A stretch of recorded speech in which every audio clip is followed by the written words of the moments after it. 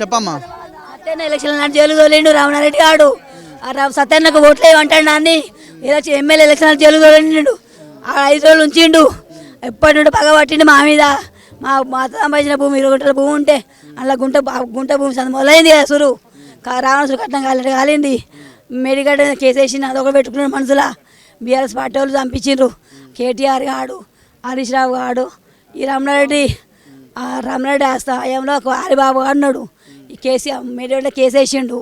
ఈ మన గొంటల కేసేసిండు. ఈ భూములు మాకు కాకుండా ఎత్తాండు. గుడి మాకు కాకుండా ఎత్తాండు. మెడిగడ్డ మన కేసు మేము గెలిచేది. పోలీస్ స్టేషన్ ఎదురుగా భూమి కేసే అంటున్నారు కదా. ఆ భూమి మేము కొనుక్కున్న భూమి. ఇన్ని భూమి కాదు అన్నాడు. వాడు చెప్పుతో కొట్టిండు సంజీవ్ గాడు ఇప్పుడు చంపిండు. ఆ భూమి విషయాలని రోజు బెదిరించాడు మమ్మల్ని. పోలీసు వాళ్ళు చెప్తే అప్పుడేం పట్టించుకోలే. లింగన్న నువ్వు కోట్లు వేసుకో అన్నాడు. మేము కోట్లో కూడా వేసిండు. వేసినా కూడా ఆయన పోరాటం చేస్తూనే ఉన్నాడు. మాకు వచ్చింది మాకు వచ్చిందని ఇట్లా చేసిండు. ఆ భూమి మాకే వచ్చింది. మేము గెలిచినామని ఇట్లా చేసి చంపించిండు. భూమి విషయంలో మీరు కూడా కేసులో ఇంప్లీడ్ అయి ఉన్నారు కదమ్మా. మీరు, స్వరూప అండ్ రాజలింగమూర్తి అని 3 ఉన్నారు ఇందులో. 100 గజాల జాగా. వాళ్ళందరూ సంతకాలు కూడా ఉన్నాయి. సంతకాలు వాళ్ళే ఉన్నాయి. వాళ్ళు సంతకాలు పెడితేనే మేము కొనుక్కున్నాం. ఇప్పుడు వచ్చిండు నా పుట్టినవా నా అయ్యగా పుట్టినవా అని వాళ్ళు తిట్టుడు. నా భర్తను కొట్టిండ్రు, చెప్పుబాటు కొట్టిండ్రు. జైలుకు రమణారెడ్డి గారు జైలుకు వీళ్ళ పేరు చెప్పి జైలు పంపుడు. పీడీ యాక్ట్ కూడా పెట్టినట్టున్నారు కదా అప్పుడు. పెట్టిండ్రు. కావాలనే తెలియక ప్రశ్నించేటోడు ఉండద్దు. వాళ్ళు అప్పుడు బీఆర్ఎస్ పార్టీనే ఉన్నాడు. బీఆర్ఎస్ పార్టీ ఉన్నా కూడా వీడు గట్టోడు ఉండద్దు, తెలియకల్లో ఉండద్దు. వీడు ఎప్పటికున్నా మాకు పానాన్ని ఉన్నదని వాడు నన్ను గెలవనీయడు అని. ఎప్పుడు చెప్పలేదా నాకు ఇట్లా చంపడానికి ఏమైనా ప్రయత్నం చేస్తున్నారను, నా ప్రాణానికి హాని ఉన్నది? నెల కింద చెప్పిండు. గండ రామనారెడ్డి 10 లక్షలు ఇస్తా అన్నాడట. 10 లక్షలు వేరే వాళ్ళ కోసం చెప్పించిండట. లింగమూర్తి అని చెప్పు 10 లక్షలు ఇస్తా నా జోలికి రాకన్నాడట. గొంట్రకుంట కేసేసిండు. అది విత్డ్రా చేసుకున్నాడట. అంటే ఇది అన్నాడట. మళ్ళీ వానికి కబురు చెప్పిండట. నేను 10 లక్షలలోగా నా ఇల్లు ముంచిండు, నన్ను జైలు పంపిండు, నేను పోరాటం ఆపన్నాడట. అది నేను అడుగుతా నాకు చెప్పిండు. ఫోన్లో ఇంట్లోనే మాట్లాడతాను. నేను అడిగిన అంటే నన్ను సపడేకుండా అని అన్న అంటే నన్ను బెరుగుతాండి అన్నాడు. నేను సావదెంగుతాను అన్నాడట. నాకు ఫోన్ ఉంటే మంచిగుండు, నేను రికార్డు చేసుకోలే. నాకు అప్పుడే చెప్పాను. నాకు రమణారెడ్డి అన్నాడట. 10 లక్షలు ఇస్తా ఊకోరు అన్నాడట. వాళ్ళ అనుసరణ పంపించినట బొమ్మకాడికి. పంపితే నేను ఆగానే ఉండాలి. నాకు 10 లక్షలు అన్నాడట. నా ఇల్లు ముంచిండు, నాకు ఎన్ని కోట్లు ఇచ్చినా నేను ఆగన్నట. నేను అడగతే నా మంచిగా అన్నట్టే వాళ్ళకుంటే మళ్ళీ అది చెప్పిండట. చెప్పినా కేవలం ఆ భూమి విషయంలోనే వాళ్ళు చంపి ఉంటారు అనుకుంటున్నారా? వేరే కేసులు ఇవన్నీ కూడా అందరు ఇన్వాల్వ్ అయి ఉంటారు. కేసులు మేడిగడ్డ కేసు వాళ్ళ అక్రమాలు చేస్తాడు కదా, వాళ్ళ మీద ప్రశ్నిస్తాడు. దాని ఫలితం ఇది. మెయిన్ కేటీఆర్ గారు ఉన్నాడు. మీకు సపోర్ట్గా ఎవరైనా నిలబడుతున్నారా అమ్మా? లీడర్లు కానీ లేకపోతే ఇంకెవరైనా సపోర్ట్గా నిలబడి రాజలింగమూర్తి బాగా పనిచేస్తున్నావు అని ఎంకరేజ్ చేసిన వాళ్ళు ఎవరైనా ఉన్నారా? ఉన్నారు. కాలనీ కాకతీకాలు దుడిపోండి ఎట్లా చేసిండో. వాళ్ళకు బీఆర్ఎస్ పార్టీలో తప్ప అందరికీ మంచిగా ఉన్నాడు. ఆయన ఈయన చుట్టూ 10 మంది ఉండేది.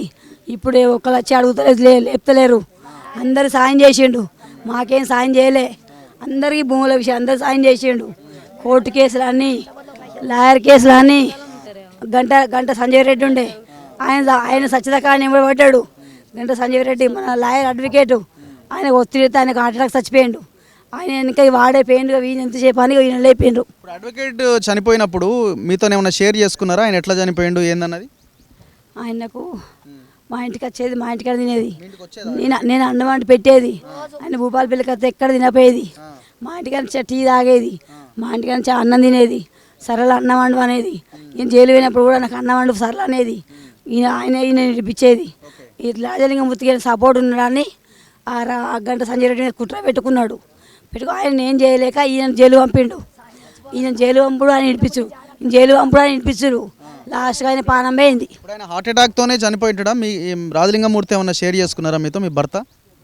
ఆయనకు ఈ రాజకీయం ఒత్తిడికి వాళ్ళని చచ్చిపోయింది అన్నాడు. హైదరాబాద్కి ఇసుకపోయేటప్పుడు అన్నాడట, లింగమూర్తిని ఏడవకు, మనకు ఒత్తిడి ఉన్నది, మన బతకనిచ్చినట్లేరు, నేను ఆపరేషన్ సక్సెస్ చేస్తా, నేను మంచుకుంటా. అది 319 సర్వే నెంబర్లో మనం గెలుస్తామన్నాడట. అని ఏడిచిండట. రేపు బాగితిపేట ఖచ్చితంగానే పానం మీద మళ్ళీ ఫోన్ చేసిండట. ఇంటికి వచ్చి ఏడిచిండు, నేను రోజులాగా మనిషి కావాలి. ఆయన చచ్చిపోడు, ఈయన గుప్పలైనది అయిపోయింది. రాజలింగమూర్తిని గంట సంజయ్ రెడ్డిని ఏం చేయలేవని నాకు తెలిసిపోయింది. ఆయన చచ్చిపోడు, ఈయన ఎంబడి పడ్డారు. ఇక ఈ సంపద ఫిక్స్ అయిపోయినట్ట. చెప్పుతాం కొట్టిండు రమ్మన్న సంజయ్ వాడు. అప్పుడు నేను అన్నే ఉన్నా, నేను చికెన్ వేయినా, నా ముందరనే చెప్పుతాం కొట్టిండు. చెప్తాం కూడా ఉరికిపెక్కి కంప్లైంట్ ఇచ్చిండు.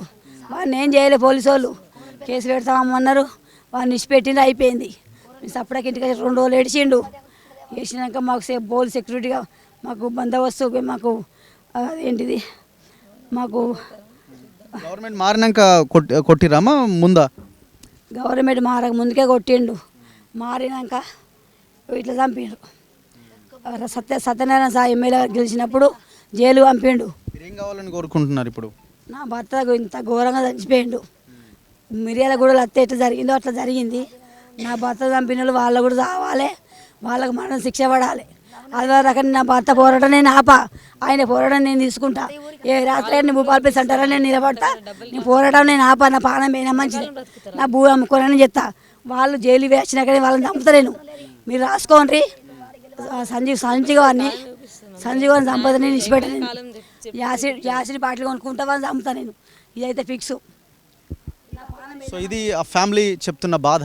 ఎంత దారుణం చూడండి. ఇప్పుడు నేను అనుకోవడం ఇక్కడ పట్టుమని ఒక 100 నుంచి 200 మంది కూడా లేకుంటారు. ఎందుకంటే ఒక రకమైన భయం, ఆడిపోతే ఏమవుతుందో, ఆయన దగ్గరికి వెళ్ళి పరామర్శిస్తే ఏమవుతుందో. రాజకీయ పార్టీలన్నీ కలిసే ఉంటాయండి భూమి విషయానికి వచ్చేసరికి. ఇది మనం గమనించకపోతే పెద్ద ప్రమాదమే. ఇప్పుడు ఇట్లాంటి వాళ్ళే అసలైన హీరోలు యాక్చువల్గా. అంటే ఒక టెరిటరీలో ఉంటూ, ఒక ప్రాంతంలో ఉంటూ, ఒక గ్రామంలో, మండలంలో ఉంటూ వాళ్ళ భార్య, పిల్లలు అందరినీ ముందు పెట్టుకొని కూడా వాళ్ళు పోరాటం చేస్తున్నారంటే వీళ్ళు అసలైన హీరోలు. సో స్థానికంగా ఉన్న ఎమ్మెల్యే కానీ మిగతా అధికార పార్టీ నాయకులు కూడా ఈ కేసుని ఇంకా సీరియస్గా తీసుకోవాల్సిన అవసరం ఉంది. వెరీ క్లియర్గా, ప్లాన్డ్గా, ప్రీ ప్లాన్డ్గా ఆ భూమి వివాదం అయితే ఈ కేసు విషయంలో ఆయనను చంపితే మనం చాలా ఈజీగా బయటపడవచ్చు అని, అందరి పని సక్సెస్ఫుల్ అవుతుందని ఆ కేసును ముందు పెట్టారు. చంపిన వాళ్ళు దళితులు కాబట్టి ఇంకొక రకమైన యాంగిల్ తీసుకురావచ్చు, భూ వివాదంలో ఉన్నాడని ఇంకొక యాంగిల్ తీసుకురావచ్చు. తెర వెనకాల జరగాల్సిన పెద్ద పెద్ద పనులు మనం ఈజీగా చేసుకొని వెళ్ళిపోవచ్చు. నేను అనుకుంటున్నా చాలామంది ఎంజాయ్ చేస్తుంటారు పైన ఉన్నవాళ్ళు. 200% ఇది అసలైన కుట్ర. సో కానీ తేరుకోలేకపోయిండు, ఆయన గమనించలేకపోయిండు, జాగ్రత్తగా ఉండలేకపోయిండు. 2 వీలర్ మీద ఆ రాత్రి ప్రాణహాని ఉందని తెలిసిన తర్వాత కూడా జర్నీ చేయడం అన్నది కూడా ఒక రకంగా ఆయన ఏం అవుతుంది అనుకోలేదు, ఏం చేస్తారులే అనుకున్నాడు. కానీ వాళ్ళ కుటుంబము ఒక పెద్ద దిక్కును కోల్పోయిన దారుణమైన పరిస్థితి. ఎంత ఘోరం చూడండి. ఏ సమాజం 2025లో ఉన్నాము. నడి రోడ్డు మీద 7:30 పక్కనే పోలీస్ స్టేషను, నడి రోడ్డు మీద 4 కలిసి చంపుతుంటే ఏం జరుగుతున్నది? ఇంకా అసలు మేము ఏం చేయలేదని సమర్థించుకొని ప్రెస్ మీట్లు పెడుతున్నారు. ప్రతి ఒక్కరి హస్తం ఉన్నది ఇందులో. ఇప్పుడు గవర్నమెంట్ కూడా గతంలో వామన్రావు దంపతులని హత్య చేసినప్పుడు ఆ కేసు అతనిలో ఆనాడు దాన్ని క్లోజ్ చేసిరు కదా, అసలైన సూత్రధారులని, దోషులందరినీ పక్కన పెట్టిరు కదా. మరి గవర్నమెంట్ మారిన తర్వాత కేసు ఎందుకు రీఓపెన్ చేయలే? గవర్నమెంట్ మారిన తర్వాత ఇట్లాంటి వాళ్ళకి రక్షణ ఇవ్వాల్సిన ఈ ప్రభుత్వం కూడా ఎందుకు రక్షణ ఇవ్వలేకపోయింది? ఇట్లాంటి వాళ్ళకి ప్రాణహాని ఉందని తెలిసిన తర్వాత ఎవరి వల్ల అయితే ఉన్నదో వాళ్ళని ఎందుకు కట్టడి చేయలేకపోయినారు?